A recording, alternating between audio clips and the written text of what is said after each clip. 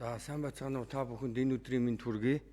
2020 оны 9 сарын 23, 24-ний сүүлийн 2 хоногт хөсүүтийн вирус судлалын 2 лаборатори, зооноос өвчин судлалын үндэсний төвийн вирус судлалын лаборатори, Дархан уул аймгийн вирус судлалын салбар лабораторид нийтдээ 629 хүний сорьсон шинжилгээ хийсэн байна. Бүгдэнд нь коронавирус илрээгүй буюу сөрөг гарлаа. За бидэнд өнөөдөр сайн мэдээ байна. Норсултан Улаанбаатарын онгоцоор 2020 оны 8 сарын 30-ны өдөр ирээд 9 сарын 1-нд COVID-19 онш батлагдсан 58 настай эмэгтэй 24 хоног эмчилэгдээд хөсүүтээс эдгэрч гарч байна. Дараагийн совил руу шилжлээ. За бусдын дэлгэрэнгүй танилцуулъя. 2020 оны 9 сарын 24-ний өдрийн Франкфурт Улаанбаатарын онгоцоор ирсэн 206 хүний шинжилгээ. 9 сарын 21-ний өдрийн Сеул Улаанбаатарын онгоцоор ирсэн 54 хүний шинжилгээ. 9 сарын 4-ний өдрийн Сеул Улаанбаатарын онгоцоор ирсэн 82 хүний давтан шинжилгээ. Хөсүүтэд тусгаарлагдсан 33 хүний шинжилгээ. Тандалтын зорилгоор 24 хүний сорьсон шинжилгээ хийсэн байна.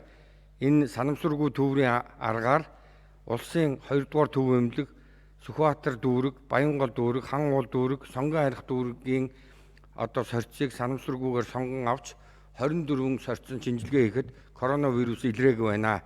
Энэ бол Монгол улс дотор байгаа хяналт юм аа. За Төв аймагт тусгаарлагдсан 48 хүний шинжилгээ, Говь Сүмбэр аймагт тусгаарлагдсан 13 хүний шинжилгээ, тусгаарлан ажиглах байранд тусгаарлагдсан 107 хүний шинжилгээ, үүрэг гүйцэтгэгсэн эмч ажилчдын 6 хүний шинжилгээ, бүгдэнд нь коронавирус илрээгүй байна. За мөн Алтан булгийн боомтоор орж ирсэн ачаа тээврийн 56 жолоочийн шинжилгээ хийсэн байна. Энэ дээр бол коронавирус илрээгүй. За ингээд Монгол улсад нийт батлагдсан тохиолдол 313, үүнээс 303 хүн эдгэрсэн байна. Энэ бол 97%-тай эдгэрэлт маш өндөр байна. За эдгэрсэн хүмүүсийг хяналтыг танилцуулъя. Бүх ажиглалт тандалт дууссан 289 хүн байна. За совилын ажиглалтанд 8 хүн байна. Гэрийн ажиглалтанд 6 хүн байна. За ингээд өнөөдрийн байдлаар хөсүүтэд 48 хүн ажиглалт тандалт эмчилгээнд ор байна. За ер нь бол COVID-19-ийн эсрэг эмийг хийхэд 10 гаруй жил шаардна гэж дэлхийн эрдэмтэд хэлж байна. Тийм учраас эмэнд бол эмийг яг ковидд зориулсан эмийг хүлээх тийм найдах хэрэггүй. Хамгийн гол нь хэрэглэж байгаа вирусын эсрэг эмийг, мөн бактерийн эсрэг эмийг, за бүх биеийн дархлаа, ерөнхий чалхыг сайжруулдаг эмийг хослуулан хувь хүнийх нь онцлогт тааруулан бусад давхар архаг хууч өвчтэй нь холбон сайн комбинац хийж эмчилж байна. За энэ бол бидний хувьд бол оновчтой эмчилгээг сайн хийж байгаа гэсэн ийм дүгнэлттэй байгаа. За тэгээд дэлхийн нийтээрээ бол COVID-19-ийн эсрэг вакциныг баталгаатай аюулгүй вакциныг хүлээж байна. За ингээд та бүхэнд дараагийн мэдээг халдвар төвчин судлалын үндэсний төвийн дархлаажуулалтын албаны дарга Дашбагам томуугаас сэргийлэх вакцин хийх тухай мэдээллийг хийнэ.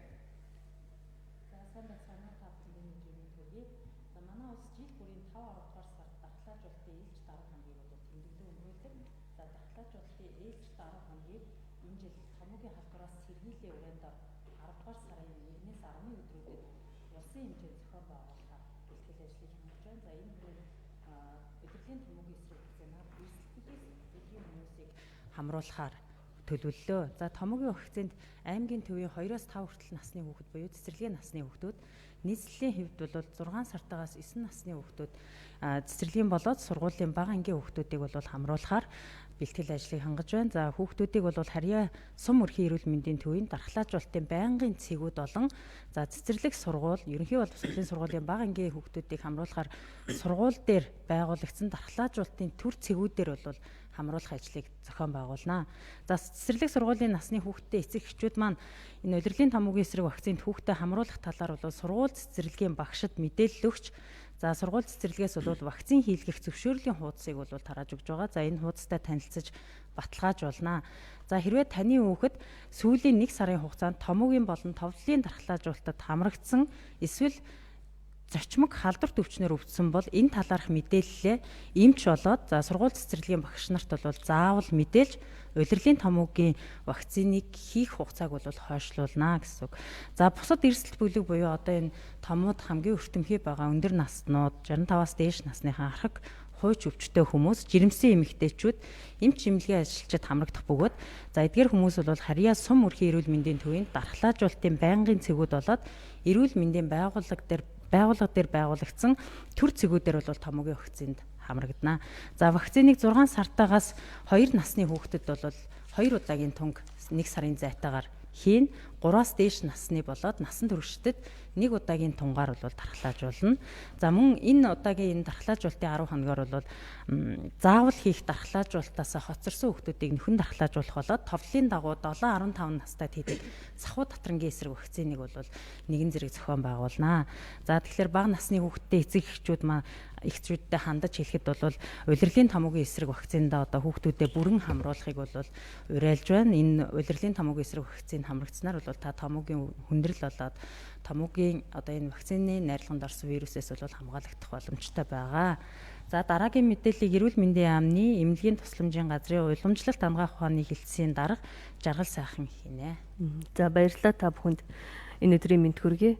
За томоогийн дархар судлалын 38 дахь 7 хоногийн байдлаар буюу 9-р сарын 14-өөс 20-ны хугацаанд улсын хэмжээнд амбулатороор нийт 165,700 хүн үйлчлүүлсний 4.1% нь томоо төс төвчин эзэлж байна. За энийг өнгөрсөн оны мүйтэй харьцуулж үзвэл 0.2% бага. За сүүлийн 3 жилийн дунджаас 0.4% их юм үзүүлэлттэй байна. За нийт 0-аас 16 хүртэлх насны 1312 хүүхэд эмнэлэг твтэн эмчилүүлсэн байна. За үүний 20.5% нь амьсгалын замын зочмог халдварын шалтгаантай байна. За лабораторид суурилсан тандалт гэж хийгддэг. За энэ тандалтаар хүн амын дунд риновирус эргэлтэнд байна. За томоогаар өвчлөгсдийн дотор нийт одоо 89.8% буюу 90 гаруй хувийн 15 хүртэлх насны хүүхэд, за үүнээсээ 66.4% нь 4 хүртэлх насны хүүхдийн өвчлөл эзэлж байна. За энэ жилийн томоо бас их онцлогтойгоор идэвхжих юм магадaltaй байгаа. За тухайлбал улирлын томоогийн үе маань коронавируст халдварын цар тахалтай давхцаж байгаа учраас томоогоо сэргийлэх, бэлэн байдлаа хангах, эмнэлгийн орны хүртээмжээ сайжруулах, мөн амбулаторийн үзлэгийн урсгал зохицуултыг хийх, өрхийн эрүүл мэндийн төвөд гэрийн эргэлт хяналтаа сайжруулах, за эмнэлгийн тусламж үйлчилгээний төвлөрлийг сааруулах чиглэлээр зохион байгуулалтын хувьд олон арга хэмжээнүүдийг авч хэрэгжүүлж байна. За тухайлбал томоогийн дэгдэлтийн үед бид эрүүл мэндийн нэгдсэн зөвлөгөө мэдээллийг өгдөг 1800-0119 утсан дээр дуудлага хүлээж авч тусламж үйлчилгээний зөвлөгөө өгөх 10 хүүхдийн эмчийг 10 дугаар сарын 1-ний өдрөөс эхлэн ажилуулахаар бэлтгэл ажлыг хангаад байгаа.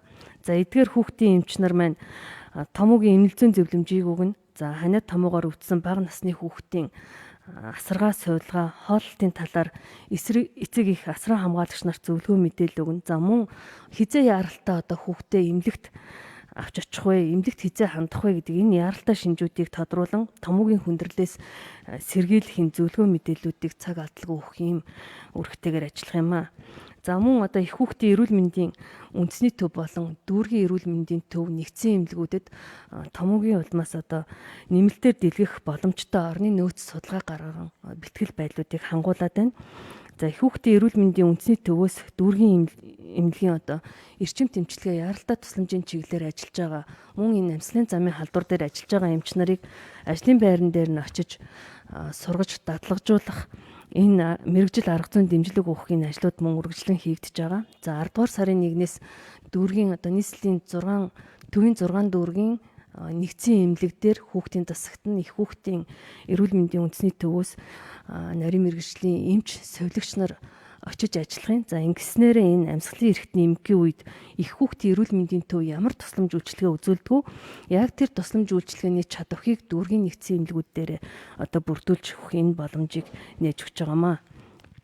За мөн их хүүхдийн эрүүл мэндийн үндэсний төвийн төрөлсөн мэрэгжлийн эмчнэр маань эмнэлзэн багаараа хөдөө орон нутаг аймгийн эмч нарыг мөн энэ томоотой холбоотой эмчилгээний менежментийг цаг алдалгүй хилцэх зөв оновчтой шийдвэр гаргахад нь телемедицин ашиглан зөвлөгөө мэдээллүүдийг тогтмол өгч ажиллаж байна. За ингээд эрүүл мэндийн байгууллага бүр одоо шат шатанда зөв зохион байгуулалттай хариуцлагатай ажиллаж чадах юм бол энэ улирлын томоогийн хүндрэл мөн үүсэх эрсдлийг бид нар одоо хохирол багтаагаар даван туулах юм боломжтой байгаа.